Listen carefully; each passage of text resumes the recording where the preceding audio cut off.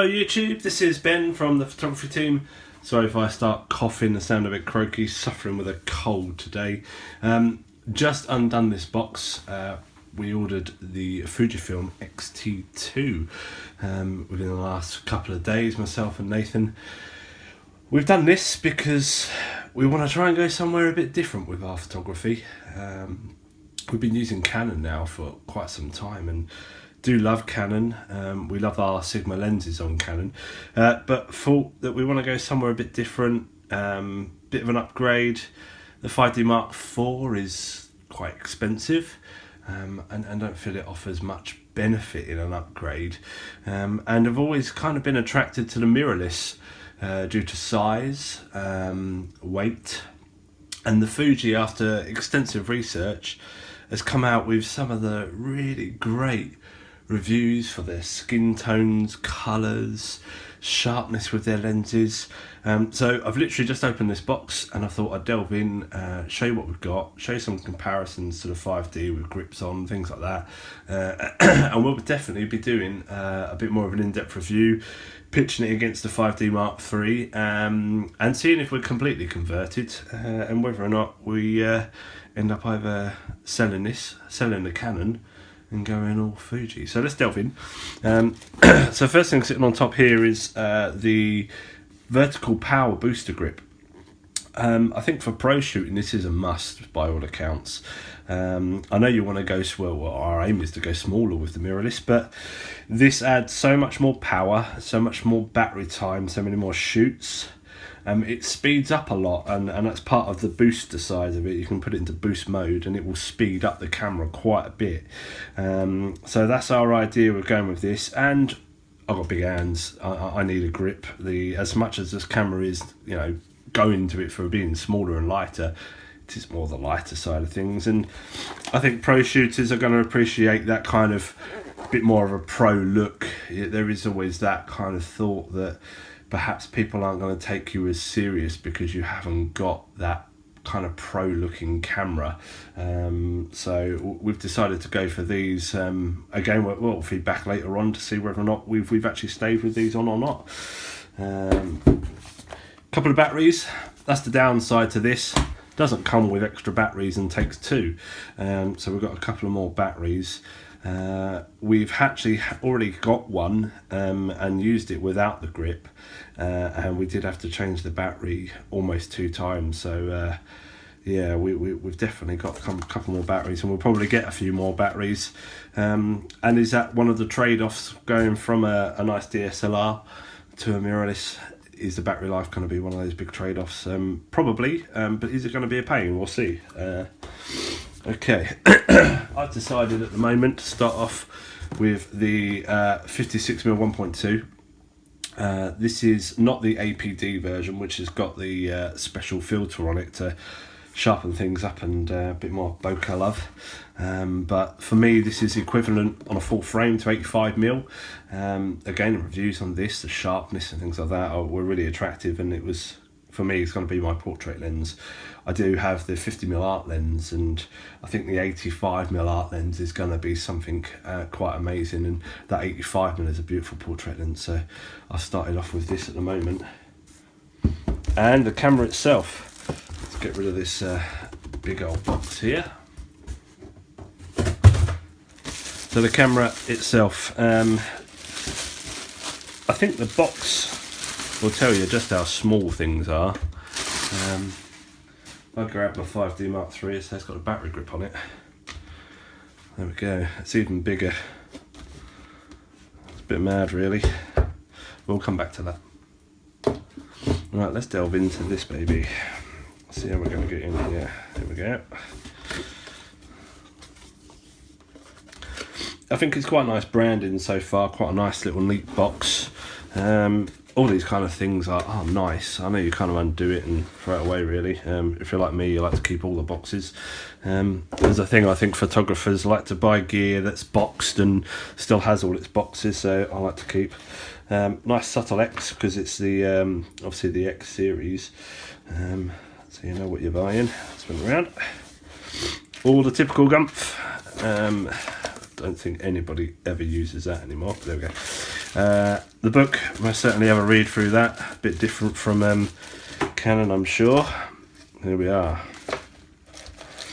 This little beauty, and by means of little beauty, well, you can see in my hands this thing is tiny really, in comparison to DSLR world.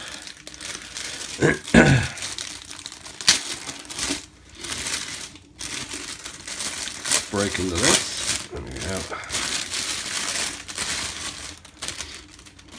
There we are. It is small. It is really light. And I think it's really retro. It's old school. It's really good looking.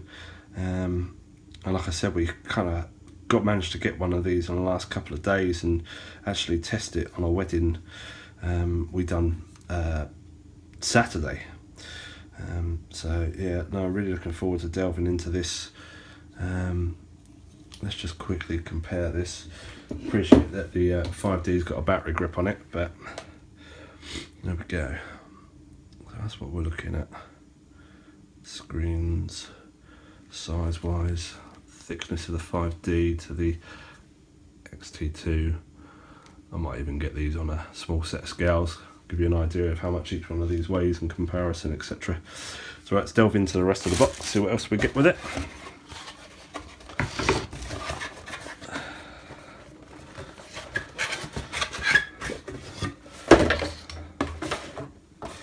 Right, so another little box hiding at the bottom. Should flip up and go into here. So as you'd expect, charger.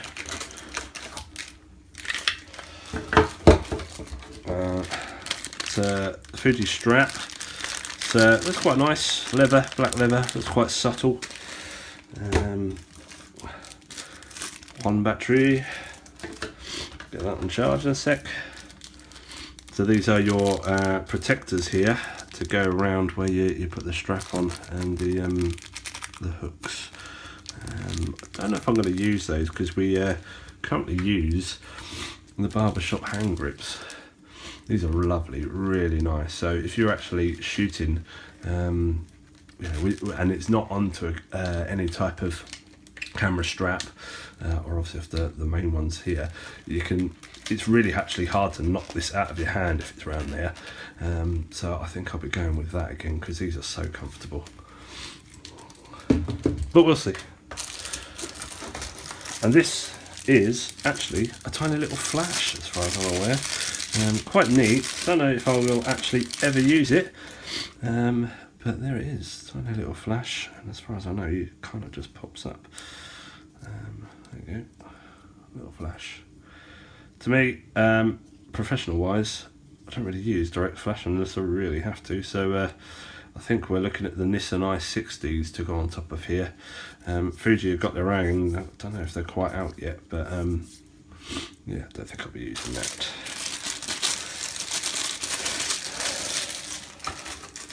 Okay, let's have a look at the power grip as well.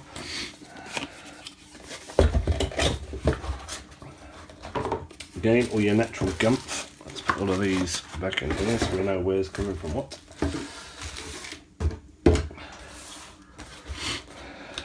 Gumph, gumph, gumph. Again, probably read some of this in case I haven't to really. Right. Charger, charger. Some kind of headphone jack extension lead, I assume. The only way you can actually listen to audio on this camera is through the grip. It's only got the headphone jack in the grip, so that's probably what that's to assist with. This camera shoots in 4K, so yeah, you might find that we'll actually end up doing a lot of our videos on that camera. At the moment I've got the iPhone 6s Plus on the DJI Osmo, so still due to review the DJI, but it's all useful for stuff like this. Let's delve into this. Packaging out the way. So one grip, instantly it feels really nice. Really nice texture on here. Really comfortable in the hand. Adds a bit of protection up here. And unlike the 5D, it goes inside the battery compartment in the 5D. This doesn't. This actually has 2 batteries in it, and you have a battery in there, so you end up running with 3 batteries as opposed to 2. So you've got the headphone jack in there. You can actually charge the batteries in here through the grip, so you don't have to take them out, which I think is brilliant. So instead of having to buy a load of these, have them all lined up with batteries in to charge them up getting ready for a wedding or a shoot, leave it in, plug it in, job done. So technically you can charge 2 in here. I believe you can charge the one that's in here through the USB port, and then if you've got a couple of spares, get them in there and get them charged that way. So absolutely brilliant.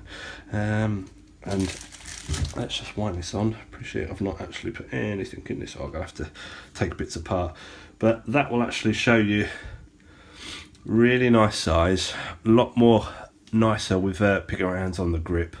And I think this is just going to be a complete package for us, 100%. But once we get this all together and use it in anger, we're doing some further reviews to sort of give you our feedback on that. I would open the lens for you, but there's not really much to show you other than it being a lens. You want to know what it's more like shooting in the results, I should think. Nice little pouch or something there, I would assume. And there we are. Nice lens hood, and that's the size.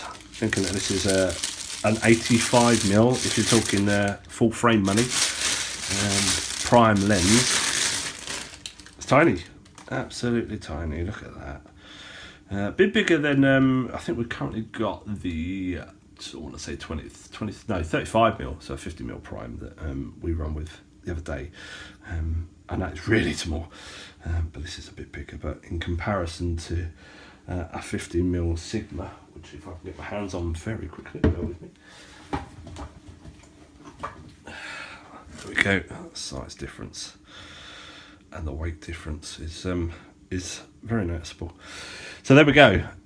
Fuji X-T2, that's what we're going to. Reasons we're going to it is because this is a couple of years old. Sorry about that, not the camera. This is a couple of years old.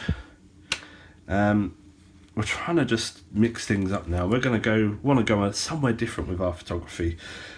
For the 5D Mark IV, it's expensive, 3,600 quid, 1,400 quid. We wanted to go somewhere different. Mirrorless is nice and light. We've been shooting a lot of film recently, and this is the Canon A1, very retro looking. If we put those together, it looks good, it looks nice. And I would say that this is heavier, definitely heavier.